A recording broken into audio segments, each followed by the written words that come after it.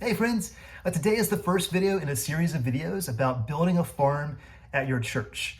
Now I know some churches have gardens, they have maybe even a community garden, but what we're doing is building what we're calling a small but robust farm. And that's a really unique thing. And so today we're talking about the why. Why are we doing this? What is the reason for it? And there are 3 reasons why, and we'll tell you about that in a second. But stick around at the end of the video because every month I toss out the leftover communion bread into our acreage, and the next day it's all gone. And on Christmas Eve, I gave a lot of communion bread. I bought way too much bread, and it was all gone the next day. And so I finally set up a trail camera, and I captured who is eating our communion bread. The answer will surprise you, so stick around for that. Now, if you've never been to Harbor before, if you're not familiar with where we are and kind of our acreage, Harbor is in Wilmington, and we actually have 13 acres, which is really unique for a church or for anything here in Wilmington, because Wilmington is it's pretty congested. It's there's only so much land. We're between the Cape Fear River and the Atlantic Ocean, so to have 13 acres is really great. It's kind of shaped like an envelope, and the first 5 acres is where our buildings are. That's where our sanctuary is, our preschool, our educational building.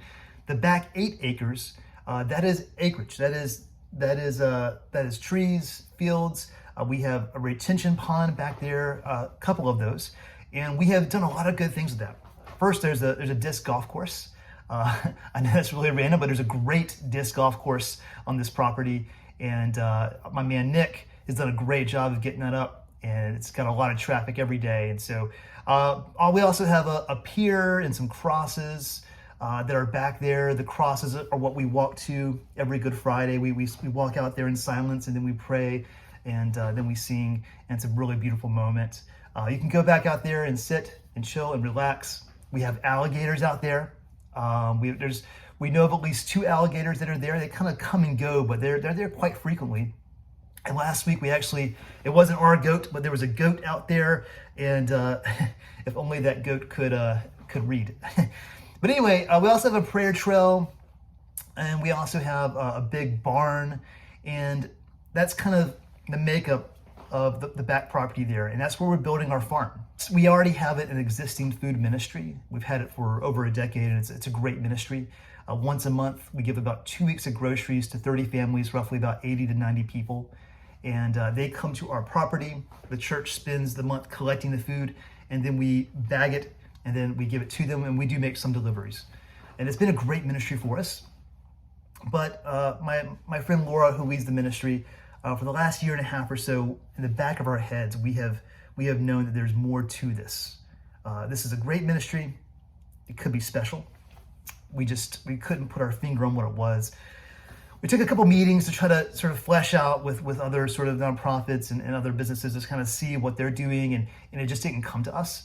And it wasn't until fall of last year when we finally figured out what we wanted to do. We heard about this grant opportunity, and I had this idea, and I went to Laura and I said, Laura, here's my idea, and she had the same idea. And so we got together, and I did this grant, and lo and behold, the New Hanover County grant, which is a new endowment that was begun when they bought the hospital. They bought it for $1.2 billion. They put it in a fund, and the interest in that is given out to local nonprofits in New Hanover County, and we got $135,000, which was wonderful. So with that money, we are building a small but robust farm on our church property.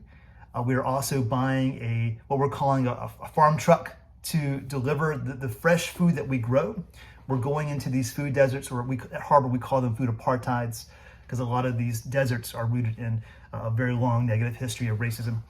And so we're taking that food that we grow here on our property, and we're taking it to these places, and we're basically giving it to them. If they want to give us a donation, they certainly can. But the focus is going to be on growing fresh food and giving it to them where they live in their communities. And we don't want to grow a little bit of fresh food. We want to grow a lot. Now, we already have an existing community garden. It's run by volunteers, and they do an excellent job. We get about 4 or 5 months of harvest. There's only so much you can grow in about 12 garden beds, but it's been great for us. We've had it for seven years now, and we want to vastly expand what we're doing. And so in kind of that corner part of the property there, the corner of between the acreage and the buildings, there's an excellent spot for growing food. And it's right behind the trailers. And we mapped it out, and it's gonna be it's a very big space. We met with a local expert. We're gonna make some rows there, and we haven't mapped it out entirely, so I can't tell you the dimensions of it, but it's a very, very big space to begin with. We're also buying maybe 1 or 2 greenhouses. We know we're buying a greenhouse, maybe 2 of them, and all of this we're hoping to have our first harvest in the spring. And so this is really exciting. In the next video, we're going to talk about how we're going to do that. We've learned a lot. We're learning a lot, and we're going to take that in segments, and it'll be a lot of fun to learn. But today we're talking about the why. Why are we doing this? Why invest all this energy? Why do we apply for a grant? We're excited to partner with New Hanover County to do this, but why? And there are 3 reasons.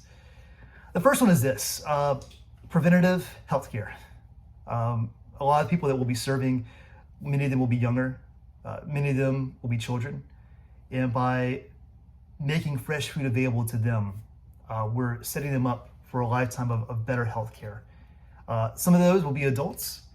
Some of them, the best kind of health care is the preventative kind, where you don't have to go to the hospital, where you just kind of stay healthy.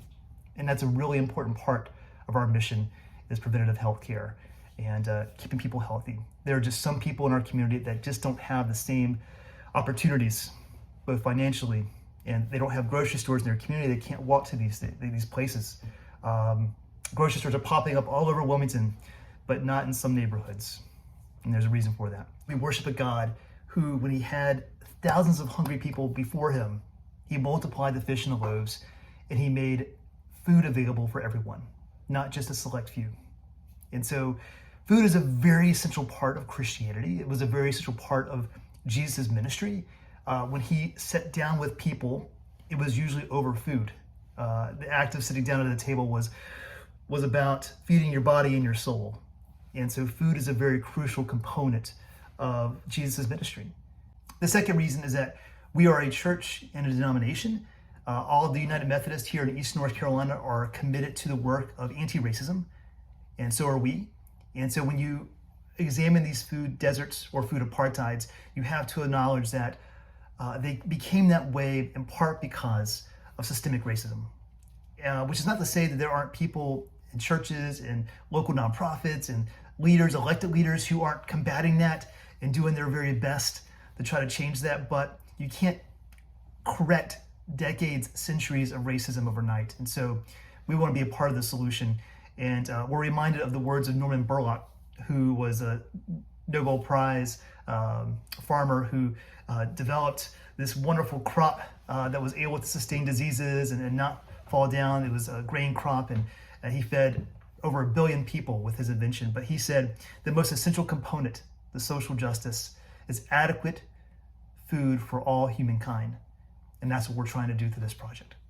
The third reason is quite simple. We want to provide more dignity to those we help. And when you're having to drive 20 minutes from across town to get to somewhere just so you can get food, there's not a lot of dignity in that. It's kind of our current model. We're going to continue serving those people, but we want to go to their neighborhoods. We want to meet them where they are, and we think that's a more dignified approach. And so those are the 3 reasons why we're doing this project. We're excited for it, and we'll be talking more and more about the how of it all in the next videos. But now I want to show you what has been eating your communion bread. Now, I took the last communion, I put it out on the property.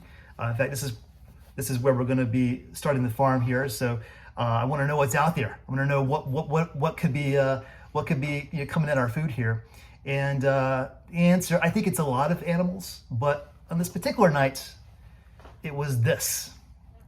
My friends, that is a coyote. That is definitely a coyote. I have never seen a coyote in my life, but that is definitely a coyote.